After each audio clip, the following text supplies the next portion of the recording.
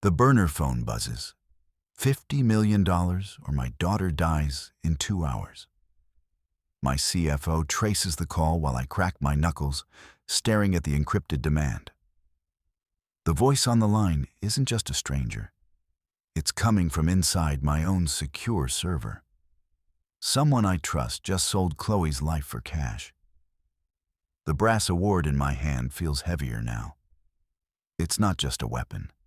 It's my only way to buy time before the next betrayal hits.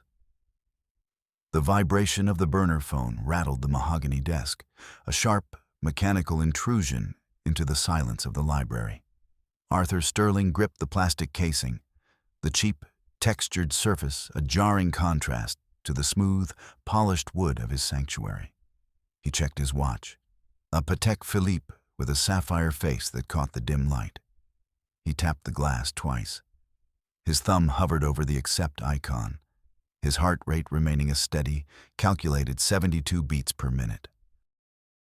A distorted voice, processed through a digital sieve to strip away any human inflection, scraped through the speaker. It demanded $50 million for Chloe's return. The line went dead before Arthur could draw a breath to negotiate. He didn't panic. Panic was a luxury for those who couldn't afford the cost of a mistake. Instead, he pressed the intercom button. His fingers moved with the precision of a man who had already accounted for the depreciation of his own daughter's safety. "Marcus, Sarah, my office." "Now," he said, his voice a dry rasp that barely carried across the room. Marcus Thorne and Sarah Jenkins appeared within minutes, their footsteps muffled by the thick Persian rug that smelled faintly of cedar and old money. Arthur stood by the window, looking out over the Chicago skyline. The city was a grid of lights, a giant ledger where every flickering bulb represented a transaction. "Secure the offshore accounts," Arthur commanded, not turning around. "Liquidate the Cayman holdings. I need $50 million in untraceable wire transfers by dawn. Treat this like a hostile takeover. We are looking at a high-stakes acquisition with a non-negotiable closing date." Sarah's pen scratched against her legal pad, the sound like a small animal scurrying in the walls. Marcus, however, hesitated. Arthur could hear the soft, rhythmic pop-pop-pop of Marcus's knuckles, thumb, index, pinky. The thorn click. It was a sign of anxiety, or perhaps anticipation. $50 million is a significant hit to our liquidity, Arthur," Marcus said, his voice smooth as expensive bourbon. "The board will notice a hole that size. We need to frame this as a strategic reserve move." "The board will see what I tell them to see," Arthur snapped. He turned, his eyes tracking the number 34 on his shirt cuff. It was the correct shirt for the rotation. The world was still in order, even if his daughter was in a cage. The silence of the penthouse was shattered by a thunderous crash from the foyer. The sound of splintering oak echoed through the halls, followed by the heavy, rhythmic thud of work boots on marble. Arthur pivoted, his muscles tensing. Robert Miller burst into the library, his face a bruised purple, sweat soaking through a tattered flannel shirt that smelled of rain and stale cigarettes. He gripped a short-barreled shotgun, the metal glinting under the chandelier. "Give it to me, Sterling," Miller screamed, his hands trembling so violently the barrel of the gun danced a jagged path through the air. "My pension, every cent you stole to buy these rugs and your fancy watches." Arthur stepped forward, his palms raised in a gesture of false placidity. He could smell the gunpowder. Miller had already fired a shot into the lock. The air in the room grew heavy, charged with the static of Miller's desperation. "Robert, you're making a tactical error," Arthur said, his voice flat. "The ROI on this outburst is 0. You kill me, the pension fund remains frozen. You lower the gun, and we can discuss a settlement." "Settlement?" Miller let out a jagged, hysterical laugh. He tilted his head back, his lips moving silently. Arthur watched him, realized the man was counting the ceiling tiles. 22, 23. The man was a ghost of the shipyard, a casualty of a balance sheet optimization from 3 years ago. Miller shifted his weight, the floorboards groaning beneath his boots, the barrel leveled at Arthur's chest. In that split second, Arthur didn't see a man. He saw a variable that needed to be eliminated. He lunged. Arthur slammed his shoulder into Miller's chest, the impact jarring his teeth and sending a jolt of white-hot pain through his arm. They hit the marble floor in a tangle of limbs. The shotgun clattered across the tiles, spinning toward the shadows. Arthur pinned the man's wrists, the cold stone biting into his knees. Miller sobbed, a sound of total, broken defeat. "Marcus, get the security detail," Arthur hissed, his fingers tightening on Miller's thin wrists. As Miller struggled, a heavy brass award, a stylized S for Sterling Global, sat on the edge of a low table. Arthur reached up, grabbed the cold, weighted metal, and brought it down. He didn't aim for the head. He struck Miller's shoulder, a calculated blow designed to incapacitate without the mess of a lethal injury. Miller let out a choked cry and went limp. Arthur stood, smoothing his charcoal gray suit. He didn't look at the weeping man on the floor. His eyes were fixed on the black smartphone that had fallen out of Miller's pocket. It was an older model. The screen cracked, but it was buzzing. He picked it up. The metal of the phone felt greasy in his hand. He swiped the screen. It wasn't a call from a wife or a friend. It was an open, encrypted chat room. The last message sent was a set of GPS coordinates and a single word. "Ready. Sarah, get the tech team on this," Arthur said, tossing the phone to her. "I want to know who Robert was talking to. He didn't get past the lobby security on his own. Someone gave him the codes. Someone opened the service elevator." He looked at Marcus, who was still cracking his knuckles. Pop, pop, pop. "You're very quiet, Marcus," Arthur observed. "Just processing the security breach, Arthur," Marcus replied, his symmetrical smile never reaching his eyes. "It seems we have a leak in the plumbing." Arthur felt a prickle of unease. He looked down at his watch. The second hand swept forward, a tiny guillotine cutting away the minutes. He needed to find Chloe, but for the first time in his life, the numbers weren't adding up. Subverted, Arthur retreated to his desk, pulling a slim, high-performance laptop from the drawer. He was a man of systems, and he knew that every digital footprint left a trail of breadcrumbs. He plugged Miller's phone into the laptop using a high-speed data bridge. He would find the source. He would trace the ready message back to the kidnappers, find their nest, and end this with a single, decisive strike. It was the logical move. He had the best security software money could buy, a proprietary suite that could bypass standard commercial privacy walls in seconds. "I'm running a deep packet trace," Arthur muttered, more to himself than to his advisors. "If Miller was communicating with a holding site, I'll have their IP address before the police even finish taking his statement downstairs." The screen blurred with lines of white text against a black background. A progress bar crawled across the center. 10%, 40%, 80%. Arthur felt a surge of professional satisfaction. This was how the world worked.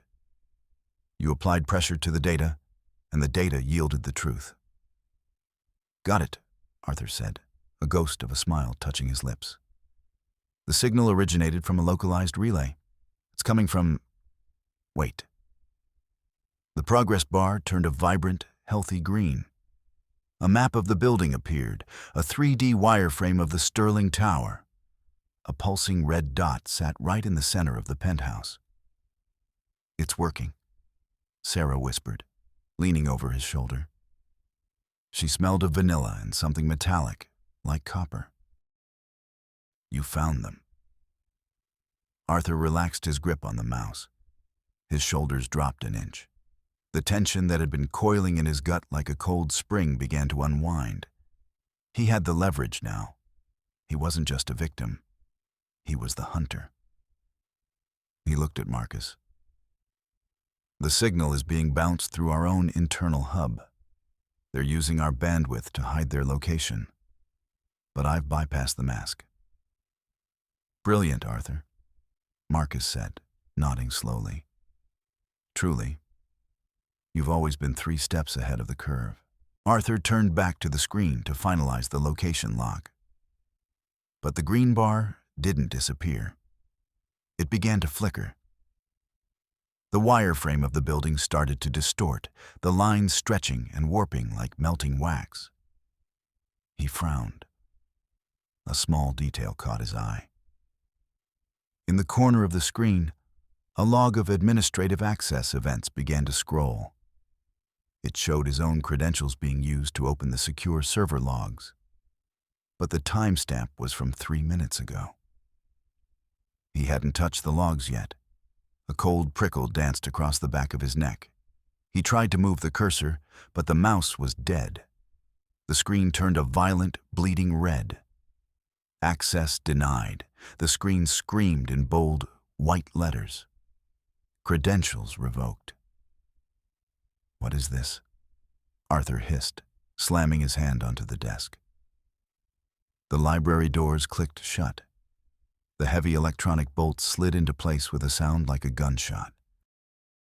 The problem with being 3 steps ahead, Arthur, Sarah said, her voice dropping its helpful, assistant tone and becoming something sharp and jagged, is that you eventually run out of road. Arthur looked at the screen. The red dot wasn't the kidnappers. The red dot was him. The trace hadn't found the holding site. It had triggered a traitor protocol he himself had designed to lock down the office if a breach was detected. By plugging Miller's phone, a known hostile device, into his primary terminal, he had effectively branded himself as the intruder. The system began to purge. He watched as his private files, the offshore account details, the very funds he needed for the ransom, began to encrypt themselves behind a wall he no longer had the keys to. You used the trace to lock me out of my own capital, Arthur realized, the world tilting beneath his feet. No, Arthur, Marcus said, the rhythmic cracking of his knuckles sounding like a death march. You used the trace to lock yourself out. We just provided the phone. You're now a guest in your own home, and guests don't have access to the vault. Arthur lunged for the phone on the desk, but the screen went dark. The power in the room flickered, the lights dimming to a sickly orange. He was trapped in a cage of his own design, and the $50 million he needed to save his daughter was now drifting in a digital vacuum, unreachable and cold. The air in the library grew stale as the ventilation hummed to a stop. Arthur stood in the center of the room, the scent of expensive leather now smelling like a tomb. He looked at Sarah. Her forgettable face was now etched with a predatory hunger. The video feed is coming through, she said, tapping a tablet she held. Would you like to see what your cost optimization looks like in the real world? She turned the screen. The image was grainy, bathed in the sickly blue light of a low-end camera. Chloe was there. She was huddled in the corner of a corrugated steel box, a shipping container. The walls were frosted with ice. She was shivering, her dyed black hair matted against her forehead. She was scribbling something into the frost on the floor with a trembling finger. Milk, eggs, peonies. The temperature in that container is currently 32 degrees, Sarah said, her voice devoid of pity. It drops 1 degree every 10 minutes. You have 2 hours until the ransom was due. But because you tried to be smart and trace the call, we've decided to move the deadline up. You have 90 minutes before she freezes to the floor." "I can't get to the money," Arthur said, his voice a hollow shell. "The system is locked." "That sounds like a liquidity problem, Arthur," Marcus said. "And as you always say, a man who can't manage his liquidity doesn't deserve the assets." Arthur looked at the screen. Chloe looked up, her blue eyes, his eyes, staring directly into the lens. She didn't look scared. She looked disappointed. "5 million, Arthur croaked. "I have 5 million in a physical safe in the server room. Cash and bearer bonds. Take it and let her go. The market for a kidnapping in this zip code doesn't support a $50 million payout. It's an irrational ask." The response from the tablet was a sharp, barking laugh from an unseen man. Then, a flash of light on the screen. A gunshot echoed through the small speakers, the sound distorted but unmistakable. A hole appeared in the steel wall, inches from Chloe's feet. She didn't scream. She just closed her eyes and went back to writing her list. "The next one won't miss," the voice said. "And the price just went up to 60 million for the inconvenience of your haggling." Arthur felt a bead of sweat roll down his spine. He looked at the digital clock on the wall. The numbers were flickering, the segments of the LEDs dancing in a chaotic pattern. Then they began to move. 1:29, 1:28, 1:27.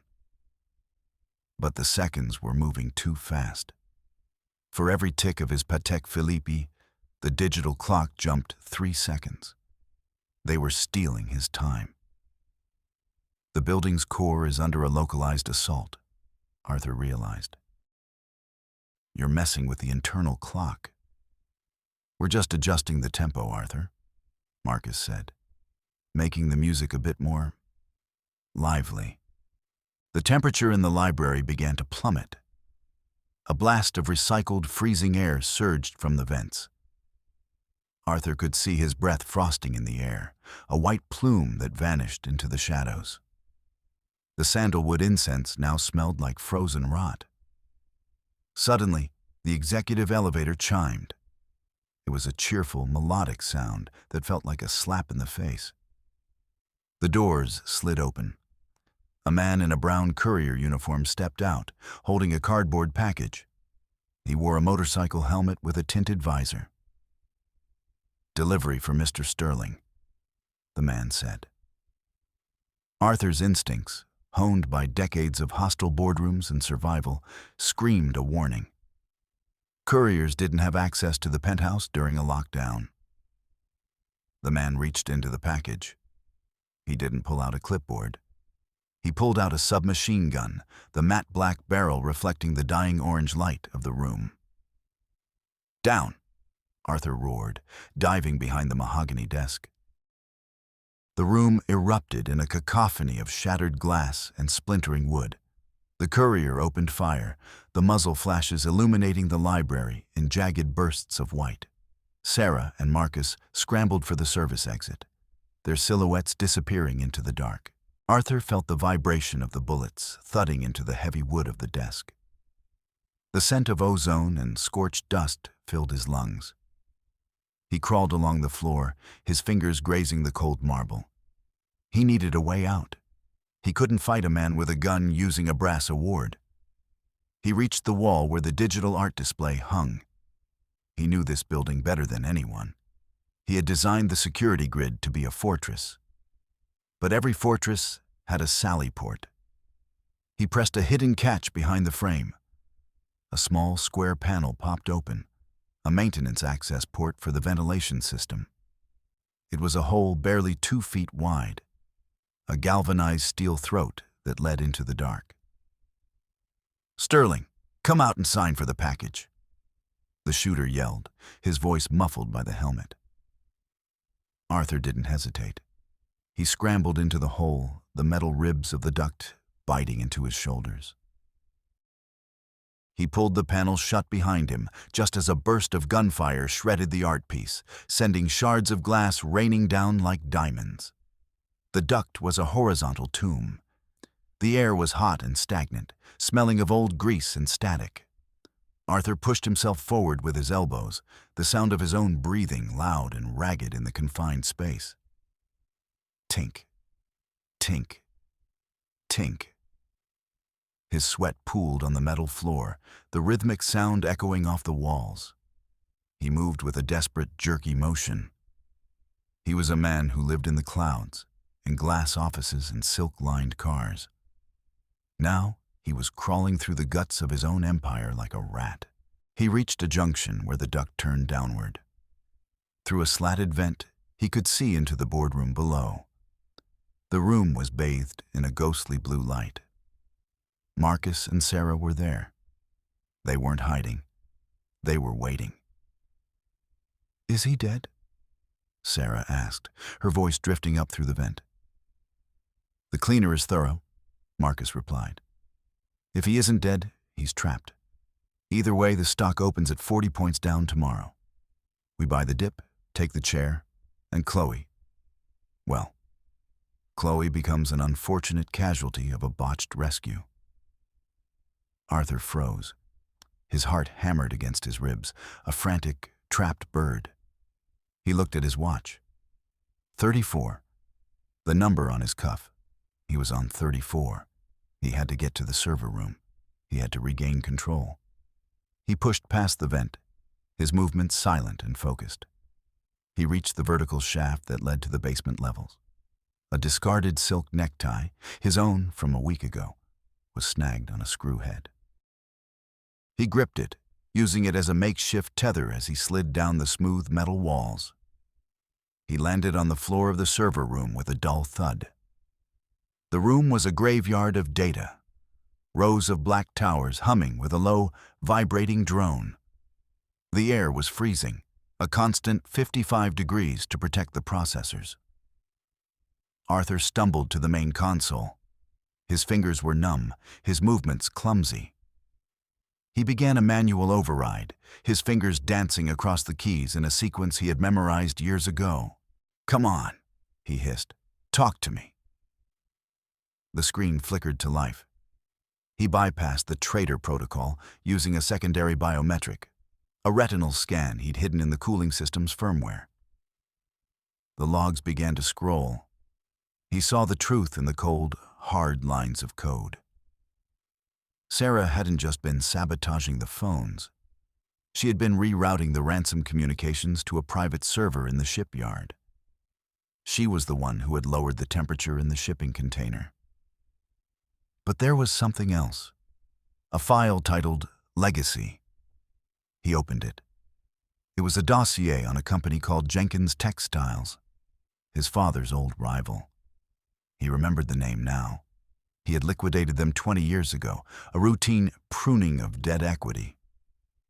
He had forgotten the faces of the people he had ruined, but they hadn't forgotten him. The server room door hissed open. Arthur turned. Sarah stood there, a small, elegant pistol in her hand. Her face was no longer forgettable. It was a mask of pure, cold vengeance. "My father didn't have a poison pill defense, Arthur," she said, her voice echoing off the metal towers. "He just had a kitchen floor and a bottle of wine. You took everything. Now, I'm taking the only thing you have left that isn't made of paper." "Sarah, listen to the math," Arthur said, his voice regaining some of its steel. "You kill me. The company goes to Marcus. You get nothing. I can give you the 50 million. I can restore the Jenkins name." "I don't want the money, Arthur," she said, stepping closer. The blue LED light made her eyes look like ice. "I want you to watch the clock hit 0. I want you to feel the weight of a debt that can't be amortized." She leveled the gun at his head. Arthur's eyes darted to the side. A heavy server rack door, made of reinforced steel and glass, hung open just inches from her. 46. Arthur whispered. 47. He lunged, not at her, but at the door. He slammed his weight into the heavy panel. The door swung shut with the force of a wrecking ball, catching Sarah's arm. The gun clattered to the floor. She screamed, a raw, jagged sound that was cut short as Arthur followed through, tackling her into the rack. Her head hit the metal frame with a sickening crack. She slumped to the floor, unconscious. Arthur didn't check her pulse. He grabbed the gun and his modified tablet. He looked at the screen. The GPS coordinates for the shipyard were pulsing. "I'm coming, Chloe," he muttered. The building's power died. The humming of the servers faded into a terrifying, absolute silence. The blue lights vanished, leaving him in a world of total darkness. Arthur navigated the pitch-black room by touch, his hands skimming the cold, metallic surfaces of the servers. He found the service stairs, his boots echoing on the concrete as he descended. He reached the basement garage, the air thick with the smell of gasoline and damp concrete. His armored SUV sat in its stall, a black beast in the shadows. He threw himself into the driver's seat. The engine roared to life, a powerful guttural sound that vibrated through the floorboards. He slammed the vehicle into gear and roared out of the garage, the tires screaming against the polished floor. He drove through the city like a ghost. The streets were empty, the traffic lights blinking a rhythmic, useless yellow. He ignored them all, his eyes fixed on the glowing map on the dashboard. The shipyard appeared through the rain. A forest of rusted iron cranes and towering stacks of shipping containers. The smell of salt and diesel was overwhelming, a thick, oily stench that coated his tongue. He skidded to a halt near the perimeter fence. A security guard stepped out of a small shack, a flashlight beam cutting through the downpour. The guard was a mountain of a man, his face obscured by a rain poncho. He was humming a low, vibrating tune, a funeral dirge. "Private property," the guard said, his voice a low drone. "Turn around." Arthur stepped out of the car. The rain soaked through his suit in seconds, the cold fabric clinging to his skin like a shroud. "I'm Arthur Sterling," he said, holding up a stack of $1,000 bills. "I'm here for the container. Step aside and this is yours. Double it if you help me move the crates." The guard didn't look at the money. He looked at Arthur's throat. "The boss said nobody goes in," the guard said. He rubbed a jagged scar on his wrist. "Especially not you." He lunged. The fight was brutal and clumsy. They rolled in the mud, the salt and grit stinging Arthur's eyes. The guard was stronger, his fists like sledgehammers. But Arthur was desperate. He used the guard's own momentum, slamming a palm into the man's chin and then driving a knee into his solar plexus.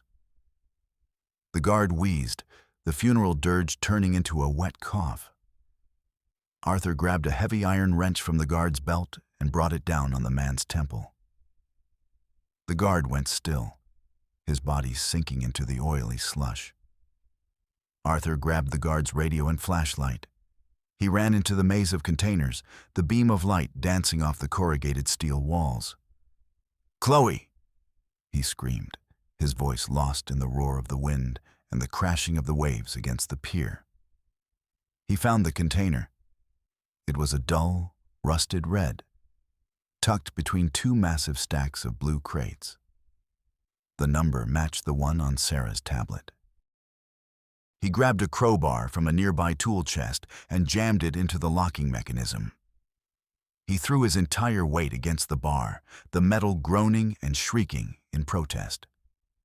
With a final, violent snap, the bolt sheared off. Arthur threw the doors wide. "Chloe!" The flashlight beam cut into the dark interior. The container was empty. In the center of the floor sat a high-end speaker system, its blue power light glowing like an evil eye. A loop of audio was playing, a recording of Chloe's screams, layered over the sound of wind and shivering. "No, no, please, Daddy, help me." The sound was hollow, artificial. "Looking for someone, Arthur?" The voice came from the container's internal intercom, a small speaker mounted near the ceiling. It wasn't Marcus or Sarah. It was a voice he recognized from 100 conference calls. "Vance," Arthur whispered. Vance Thorne, the CEO of Thorne Logistics, his biggest rival. "The kidnappers were amateurs, Arthur." Vance's voice crackled through the speaker. "They didn't know how to manage the debt. So I bought it. I bought your daughter's life for $40 million and a promise of immunity. Now, I'm the primary lien holder on the Sterling Empire." "Where is she?" Arthur roared, kicking the speaker system. "She's safe, for now. But the interest rate on this loan is steep. I want the merger. I want Sterling Global dissolved and absorbed into Thorne Logistics by sunrise. Sign the digital transfer I just sent to your tablet, or the next recording you hear won't be a loop." Arthur stood alone in the dark, the empty container echoing with the ghostly sound of his daughter's cries. He looked at his tablet. The document was there. A total capitulation. He was bankrupt. His allies were gone. He had no leverage left. He leaned against the cold steel wall, his head thumping against the metal. The numbers had finally failed him. But then he looked at the floor. In the corner, written in the thick layer of dust and frost, were 3 words. "Not here." Pier 9. It wasn't a grocery list. It was a message. Chloe had known he would come. She had left him a breadcrumb. Arthur straightened his tie. He felt a cold, sharp clarity wash over him. Vance thought he was playing a game of debt and equity. But Arthur was the master of the poison pill. He sat on the floor of the container and opened his tablet. He didn't sign the merger. Instead, he accessed a hidden offshore insurance bond, a kidnap and ransom protocol he had secretly funded for a decade. It was a scorched earth policy. He triggered the total loss clause. In the world of high finance, a total loss meant the insurance company took ownership of the problem. And this insurance company didn't send lawyers. They sent a tactical team. He watched the stock ticker on his screen. As the news of the total loss hit the wires, Sterling Global's stock began to crater. It hit the floor, triggering a series of automated sell orders that rendered the company worthless. Vance was buying a corpse. Arthur stood up and ran toward Pier 9. The tactical team arrived in a swarm of black helicopters, the thrum of their rotors drowning out the storm. They moved with a terrifying, silent efficiency. Arthur reached the pier just as they breached a small warehouse at the water's edge. There was a brief, sharp exchange of gunfire, the sound of professional violence. Then, silence. A man in black tactical gear stepped out, holding a girl wrapped in a thermal blanket. "Chloe," Arthur breathed. He ran toward her, his arms open. He wanted to hold her, to tell her that the cost had been worth it, that he had balanced the ledger. But as he got close, Chloe stepped back. She looked at him through the fringe of her black hair, her blue eyes wide and glassily cold. "I heard you," she said, her voice a fragile whisper. "What?" "In the container. They played the recordings of your calls. I heard you haggling, Dad. I heard you say that 50 million was irrational.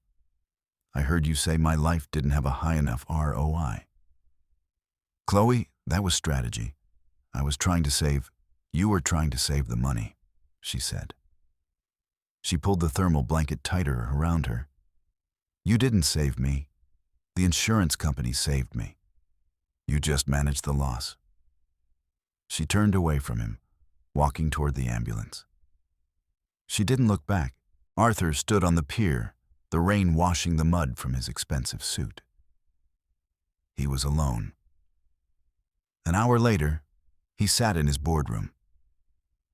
The sun was beginning to rise over the city, a pale, weak light that didn't provide any warmth. Marcus Thorne was there, sitting in the chair at the head of the table. He looked tired, his symmetry ruined by a dark bruise on his cheek. "The stock is at zero, Arthur," Marcus said. "You destroyed the company to save a girl who won't even speak to you. Was that the calculated move?" Arthur looked at his watch. He tapped the glass. "The company was an asset," Arthur said, his voice flat and devoid of emotion. "Assets can be rebuilt. But a breach in the primary security, that's a structural failure." He looked at Marcus. "I know you orchestrated the initial breach, Marcus. You wanted the sympathy bounce after the rescue. You wanted to cash out your options at the peak." Marcus didn't deny it. He just cracked his knuckles. Pop, pop, pop. "It was a good plan, Arthur. If you hadn't been so cold, it would have worked. You're the one who taught me that emotion is a currency that always devalues. And you're the one who forgot that a currency with no value is just paper," Arthur said. He stood up and walked to the door. He didn't look at the mahogany desk or the Persian rug. He didn't look at the photo of Chloe on the wall. He walked out of the building, the glass doors sliding shut behind him with a soft, final hiss. He stood on the sidewalk, the city waking up around him. He reached into his pocket and pulled out his phone. He looked at the rotation list for his shirts. 35. He deleted the list. He walked down the street, a man with no company, no daughter, and no plan. He felt a strange, terrifying lightness in his chest. For the first time in 52 years, the numbers didn't matter. He stopped at a small flower stall on the corner. The scent of damp earth and petals filled the air. "How much for the peonies?" he asked the vendor. $5 a stem," the man said. Arthur reached into his pocket. He had a single, crumpled $5 bill. "I'll take one," Arthur said. He took the flower, its white petals soft and fragile against his palm. He didn't calculate the depreciation. He didn't think about the ROI. He just held it. And for a moment, the world was quiet. The ledger was closed. The debt was paid. And Arthur Sterling was finally, catastrophically free.